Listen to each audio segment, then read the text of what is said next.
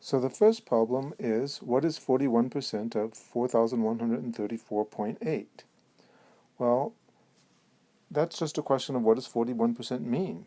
41% is just a way of writing 41/100ths, or 0.41, and when we ask what is 41% of 4,134.8, we just take 0.41, 41%, times 4,134.8, and we get 1,695.27. So that's problem one, pretty simple. Now, how about this one? 199.58 is 13% of what number? Well, that means that 199.58 is 13%, or 0.13, times some number. So to get the answer, just divide both sides by 0.13.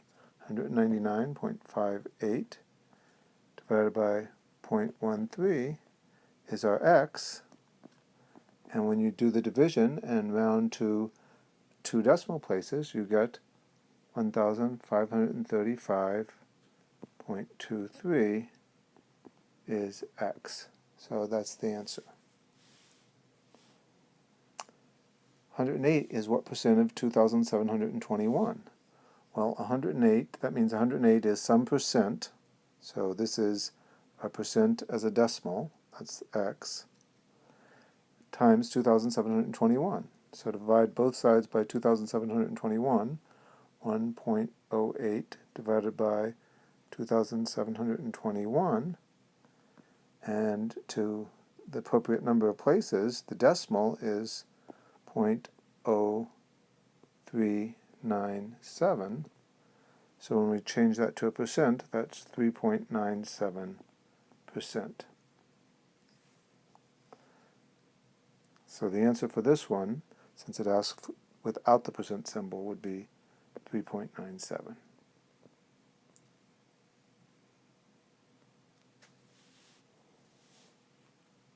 Next up, last year Diane made $79,159. How much will she make after a 7.6% raise? Now, there's a couple ways of doing this one, but a good way to think about it is that if she gets a 7.6% raise, then her new salary is 107.6% of her old one. If you add 7.6% to the original, you have 107.6% of it. So what is 107.6% of 79,159? Well, as a decimal, 107.6% is 1.076. So just take 1.076, multiply it by 79,159, and get a new salary of $85,175.08. Now that's a little bit of an unusual way of thinking about it. You'd imagine that you would just take 7.6% of the 79,000 and add it on, but in this next problem we see that thinking of it this way, as 107.6%, is ideal for working backwards. Last year, Karen got a 10% raise and is now making $56,221. What was her salary before the raise? Well, if she got a 10% raise, then that means that the $56,221 is 110% of some number, or 56,221 is 1.10 times some number, x. So if we divide both sides by 1.10, we get 56,221 divided by 1.10 equals x. And when you do the division and round to the appropriate number of places, you get $51,110 equals x.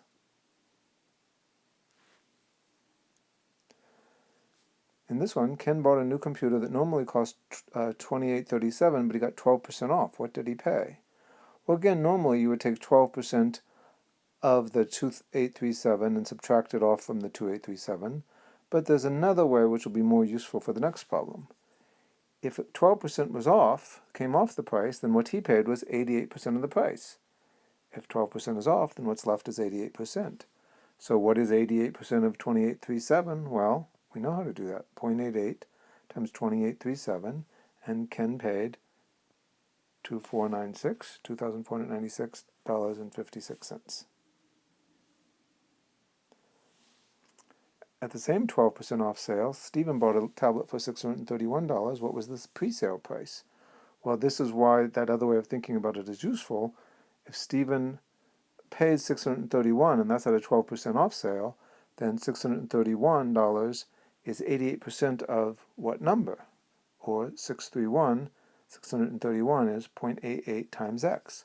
So just divide both sides by 0.88. 631 divided by 0.88 equals x. And when you do the division, and again round to the correct number of places, you get that 717.05 equals x. At the same sale, 12% off, Susan bought an Apple iThing and saved $93. How much did she pay? How much did she pay? So she saved $93, and that was 12% of the original price. So for the original price, $93 equals 0.12x. So the original price, 93, just divide both sides by 0.12, divided by 0.12, that's 775. So that equals x, original price, OP for original price. But she didn't pay the original price. It was a 12% off sale. Now, we know that she saved $93, so we could just subtract, but we're taking things to two decimal places. Not that that actually matters here. So yeah, we could just subtract the $93, or the way I'll do it is take 775, it's a 12% off sale, multiply it by 0.88, and you get the amount that she actually paid, which was 682. 82, not 92.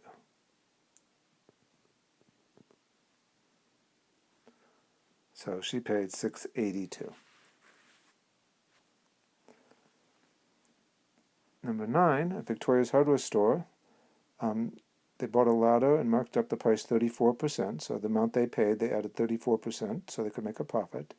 And then at their annual 14% off sale, they sold it for $95. How much did the store pay for the ladder? So here we have two things going on at once.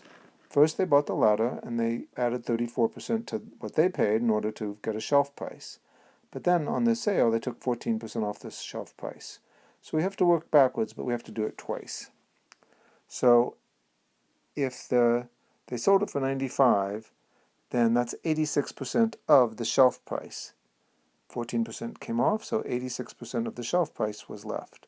So 95 equals 0.86 times some amount, and when you do the division, 95 divided by 0.86 is 110.465.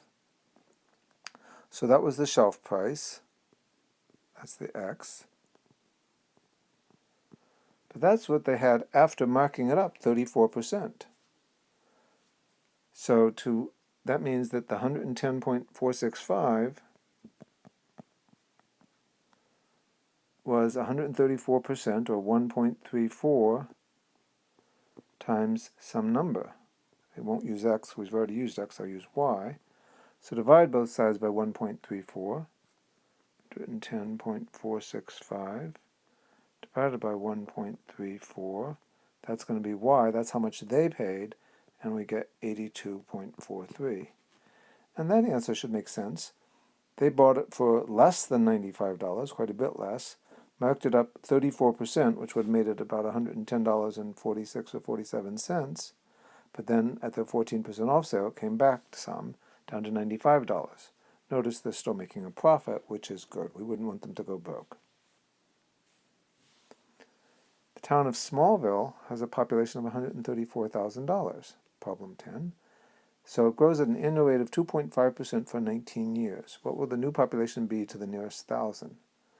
Well, we've seen in the previous problems that to increase something by 2.5%, you multiply by 1.025. Increase 2.5% is the same as multiplying by 1.025. because if it goes up by 2.5%, the new amount is 102.5% of the old amount. And to find 102.5%, you multiply by 1.025. Well, if it goes up by 1.02, or if it goes up by 2.5% every year for 19 years, then you multiply by 1.025 19 times, and that's what this is telling us to do.